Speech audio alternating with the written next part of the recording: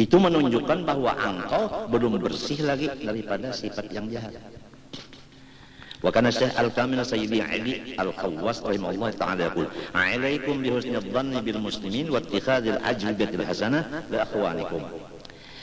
Lazimi olehmu dengan baik-baik sangka dengan semua orang Islam dan membantu jawaban-jawaban yang akhirnya menjadi kebaikan bersama.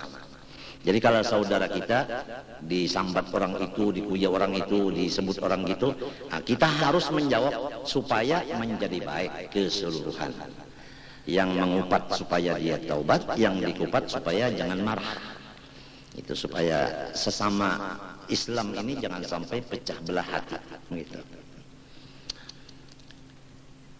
Fa idza sami'tum 'an muslimin kalimatan fahmiluhu 'ala ahsani ma tajidun. Apabila engkau mendengar satu kata yang menunjukkan ada orang Islam mempunyai kesalahan, artinya ada orang membawa kabar ke kita bahwa si A berbuat ini, hanya maksiat. Bagaimana kita mendengar itu? Maka hendaklah kita menganggap bahwasanya kata-kata ini belum tentu betul. Jadi kalau perlu dicek lagi, kalau perlu dicek lagi. Pertama, kita tidak ada beban. Yang kedua, tidak ada kewajiban untuk nahi mungkar kepada orang tadi.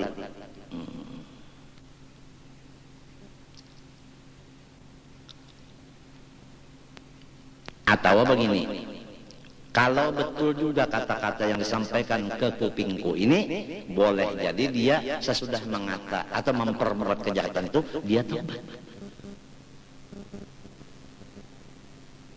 Nah, fa illam tajidulaha mahmilan. Kalau kamu tidak dapat untuk menyangka yang baik kepada orang-orang itu tadi, falumu anfusakum. Maka hendaklah kamu tangisi diri kamu sendiri. Jadi harus kita tuh bisa mencari baik sangka itu tatkala mendengar kabar yang tidak senang.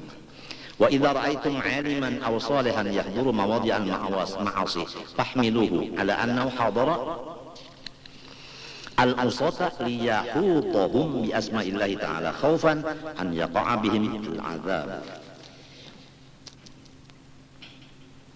Apabila kamu melihat dengan mata kepala atau mendengar dengan telinga dari orang yang dipercaya bahwa ada seorang alim atau seorang ahli ibadah yang hadir di mana-mana tempat-tempat maksiat, kan bingung,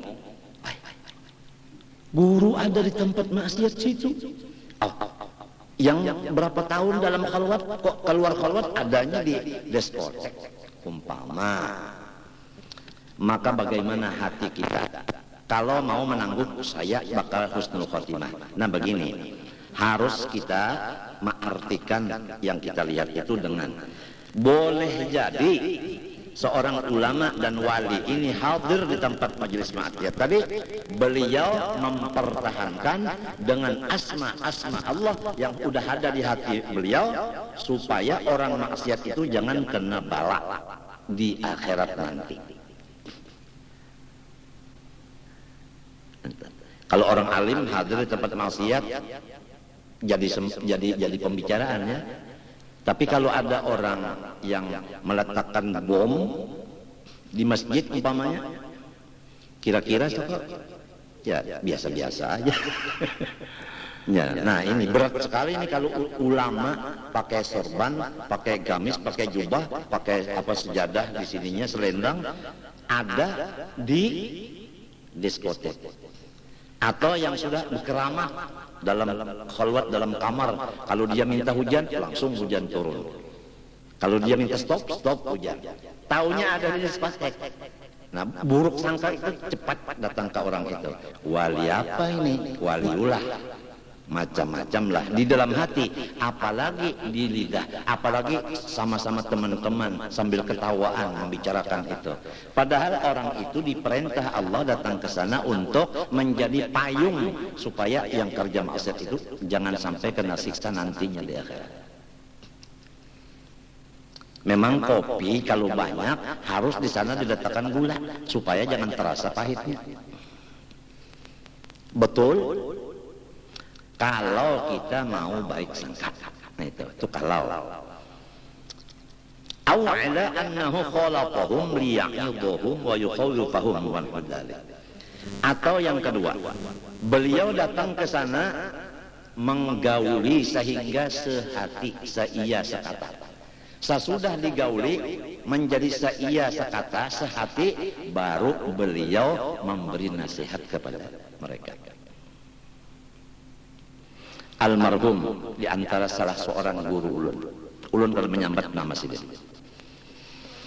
Beliau tengah malam membawa muridnya satu berjalan-jalan.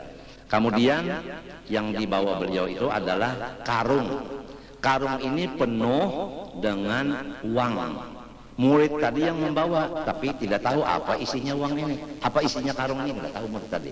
Kemudian sampai ke tempat maksiat, tempat minum, tempat zina. Tapi murid tadi udah husnudzan, aku baik sangka aja kepada guru, udah. Pasti ada hikmah, kejadian ini ada hikmah. Yang lain-lainnya, ya Allah.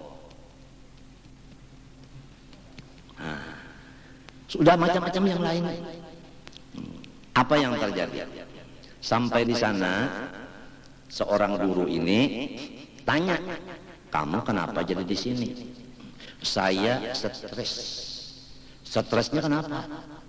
Karena saya punya suami tidak mampu lagi, mati pucuk.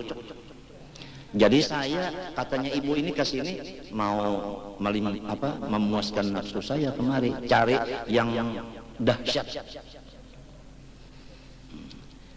Sampean kenapa jadi di sini?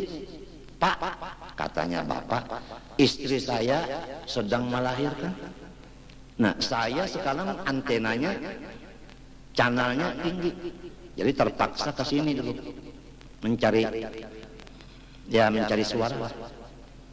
Oh gitu. Yang satu, saya Pak bukan begitu, saya karena nggak cukup makan. Yang satunya lagi, saya Pak karena banyak hutang. Kemudian kata guru tadi, andai kata kamu saya kawinkan dengan orang yang dahsyat seperti kamu juga, sama bapak dan ibunya tadi, kamu umpama saya bayarkan utang kamu dan ada lebihannya untuk modal, gimana? Kamu kalau saya beri modal untuk berusaha sebagaimana kebiasaan kamu berdagang yang menghasilkan, bagaimana? Oh, tidak akan masuk ke tempat sini, Pak. Oh, jadi itu ya, janji. Murid saya buka itu karung, dibagi kasih itu. Semua tidak ada lagi yang di sana jadi ahli ibadah semua. Orang yang tidak tahu itunya aja tadi. Guru masuk ke sana sama muridnya. Jadi guru dan muridnya udah main di sana.